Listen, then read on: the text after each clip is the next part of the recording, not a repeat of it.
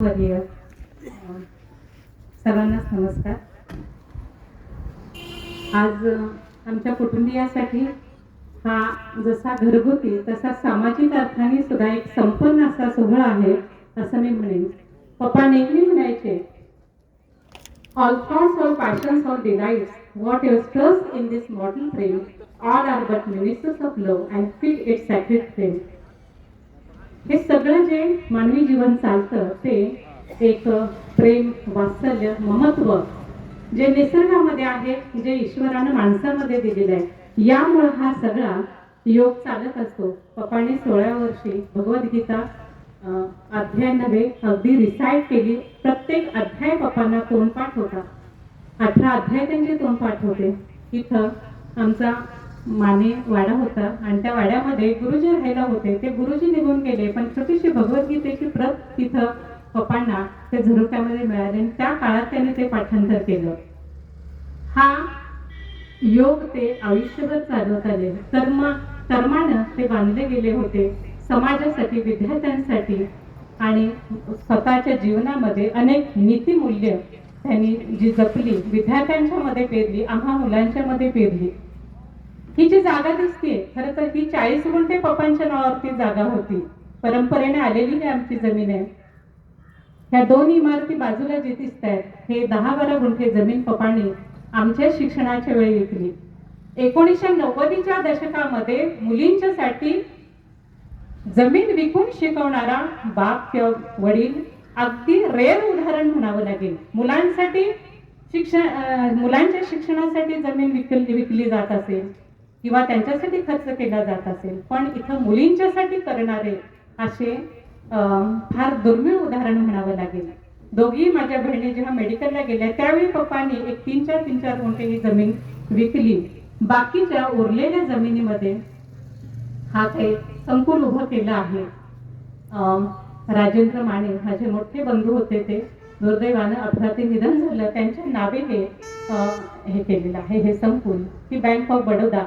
खरं तर लोन वगैरे जिथं मिळू शकत नव्हतं त्याच ठिकाणी आज अजितच्या म्हणजे डॉक्टर अजितनी जे काही पप्पांनी संस्कार दिले, जे काही घडवले ज्या पद्धतीने, त्या सगळ्यांची फलश्रुती अजितच्या रूपानं आम्ही आमच्या व्यवसायामध्ये किंवा नोकरीमध्ये आम्ही पप्पांनी दिलेला त्याप्रमाणे आम्ही कर्म करीत आहोतच. पण अजितने हे सगळं त्यांचं जे हाय विजन पप्पांनी जे पाहिलं ते अजितनं वेगवेगळ्या रूपाने त्यानं इथं त्याची फलश्रुती झालेली आहे.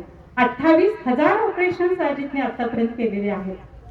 तळेगाव मध्ये अथर्व हॉस्पिटल जे आहे वेगवेगळे विविध आजारांवरती अजित एक डॉक्टरांनी असतात, पण मी अभिमानानं सांगेन जिथं अगदी इमोशनल इंटेलिजन्स आपण जे म्हणतो, एखाद्या रोग्याला आला म्हणून त्याचं केलं ऑपरेशन असं नाही, अत्यंत ऑनेस्टली गरज आहे तरच त्याचं घेणं, नाही तर शक्य तेवढं त्याला नॉर्मली रिकवर करणं, त्यातलं जे एथिक्स म्हणतो आपण मेडिकल व्यवसायातलं ते पाळून डॉक्टर अजित या पद्धतीने हे काम करत असतात. ही फार मोठी गोष्ट आहे. म्हणजे हा जो आहे एक ह्युमॅनिटी सेन्स किंवा एम्पॅथी, ह्या सगळ्या गोष्टी वडिलांनी आमच्यामध्ये पेरल्या. पप्पांचं फार मोठ्या इंग्लिशसाठी आग्रही भूमिका असायची. या गावातले काही मुले तर पप्पा वडाच्या झाडाखाली जेव्हा बसलेले असायचे मुलांना म्हणायचे, या बाळानं तुम्हाला काही 2 गोष्टी सांगतो. सहज खाली अगदी बसून मुलांना इंग्लिशचं महत्त्व वगैरे ते सांगायचे. इथे जगताप आहेत, आमचे वर्गमित्र आहेत, बरेचसे आहेत इथं. आता माझे सगळे कोणी गुरुवर्य यामध्ये आहेत, मित्र कंपनी आहेत, माझ्या सगळ्या मावश्या वगैरे सगळे आमचे नातेवाईक आणि आपण सर्वजण आपण पप्पांचा हा जो इंग्लिशच्या बाबतीत त्यांची आग्रही भूमिका, आज बघा काळाच्या ओघामध्ये हे सगळं कसं प्रूव्ह झालेलं आहे. पप्पा म्हणायचे इंग्लिशचं प्रचंड महत्त्व येणाऱ्या काळामध्ये येईल आणि म्हणून आज इंग्लिश मिडियम जे चालतायत याचं कारणच ते आहे.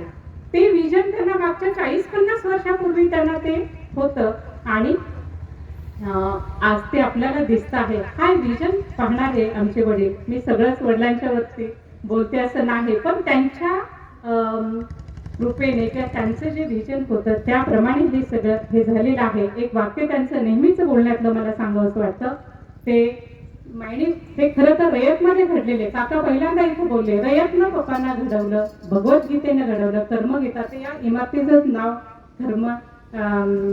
कर्मयोग अशा पद्धतीने आपण दिलेलं आहे. तर हे सगळं त्यांच्या हा कर्माचं हे आलेलं आहे. Slumber not in the tents of your forefathers, the world is advance with it, असं ते नेहमी म्हणायचे. खेडेगावातल्या मुलांना या पद्धतीने त्यांनी घडवलं.